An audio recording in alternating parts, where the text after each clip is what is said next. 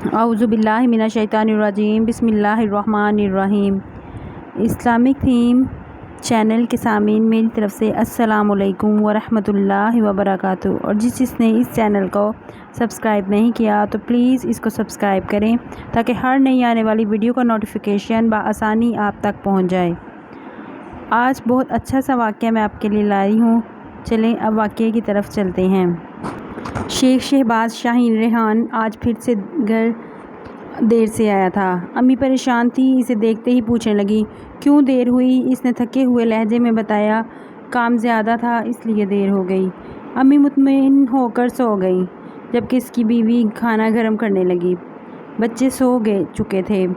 صبح امی نے نماز قرآن پڑھنے کے بعد بچوں کی تیاری اور ناشتے میں بہو کی مدد کی اور ریحان کا پوچھنے لگی، جو ابھی تک سویا ہوا تھا۔ بہو نے بتایا، طبیعت خراب ہے، رات دوا لے کر سویا ہے، اس لیے دیر سے اٹھے گا۔ کافی دیر بعد ریحان اٹھا اور موٹر سائیکل لے کر گھر سے نکل گیا۔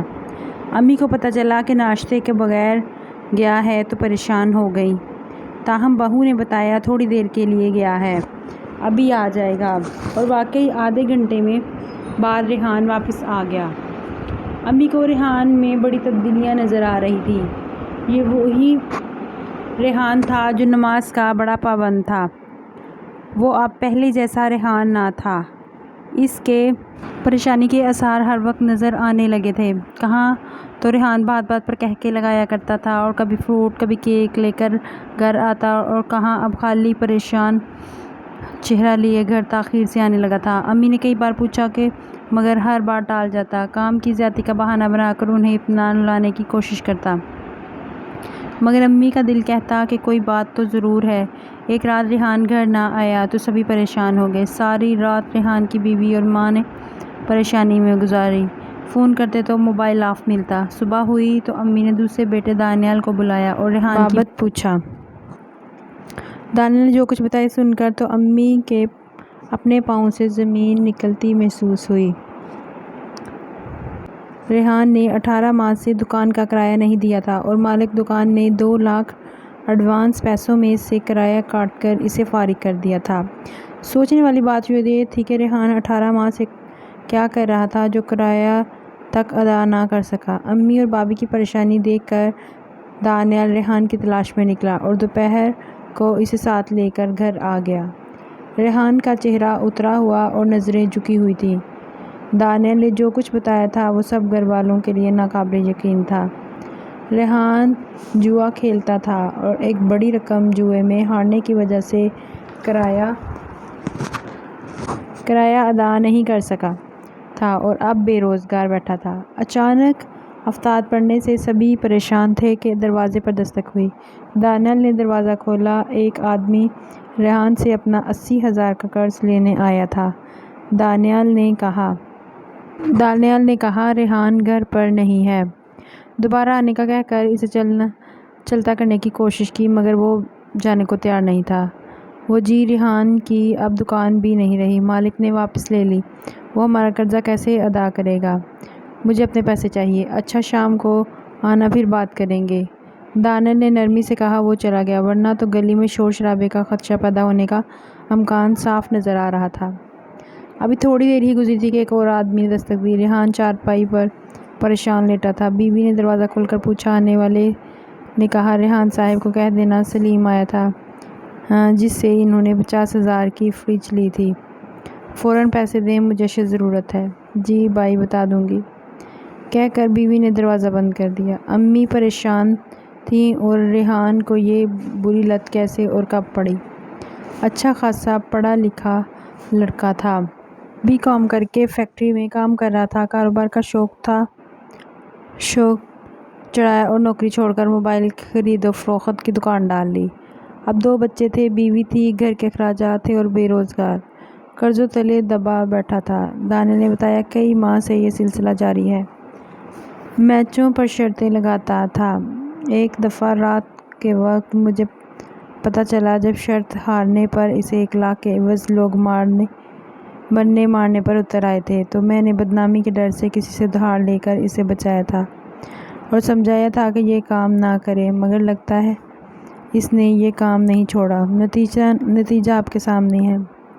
یہ کوئی چھوٹا بچہ تو نہیں ہے کہ اسے سمجھایا جائے یا عاقل و بالغ۔ مجھ سے زیادہ پڑھا لکھا ہے بیٹا، ایک کے 100 بنانے کے چکروں میں اس کا یہ حال ہوا ہے۔ اب فاقے کرے گا تو عقل ٹھکانے آ جائے گی۔ امی نے آہ بھرتے ہوئے کہا۔ اتنے میں ریحان کے بچے اسکول سے آ گئے۔ ابا، آہا، آج ابو گھر پر ہی ہیں، ننھی نیلم پکاری۔ تایا ابو بھی آئے ہیں، ننھا سلیمان چہکا۔ بچے خوش گھر میں آئے تھے مگر سب کے پریشان چہرے دیکھ کر پریشان ہو کر بولے، کیا ہوا امی؟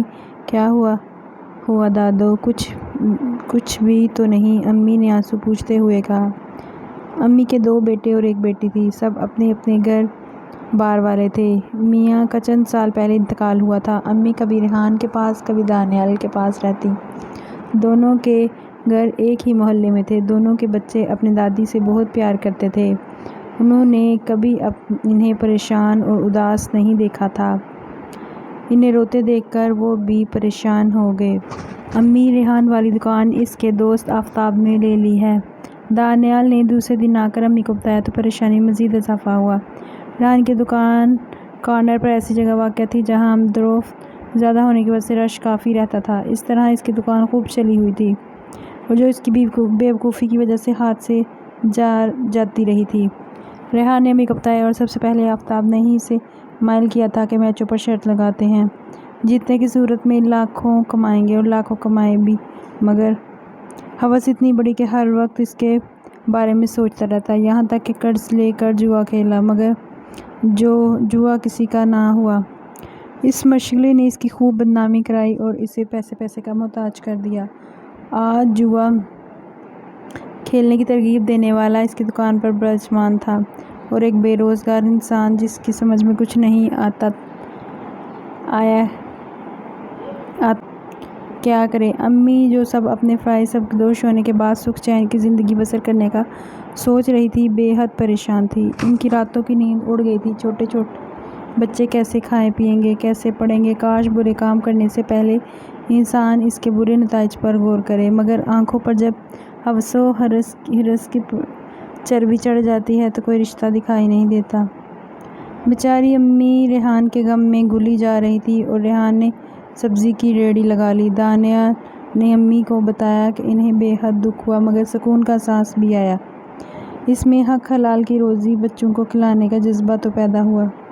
ابھی چھوٹے بچے تھے، انہیں معلوم نہیں تھا کہ ان کے باپ نے کیا کیا، ورنہ تو ریحان کی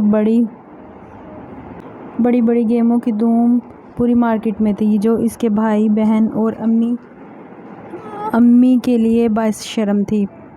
ان کو اس معاشرے کا سامنا کرنا پڑا جو کہتا تھا کہ ان کا بیٹا جواری ہے، ان کا بھائی جواری ہے، مگر معاشرہ یہ نہیں بتایا کہ اس کا حال میں سے کس نے اور کیسے پہنچایا۔ کوئی بہن یا بھائی جو یہ نہیں چاہتا کہ اس کا بھائی حرام قابل نفرت کرے، مگر معاشرہ کسی کی سزا کسی کو دیتا ہے۔ جرم ایک شخص کرتا ہے مگر سزا پورے خاندان کو طعنے نشتوں کی صورت میں بھگتنا پڑتی ہے۔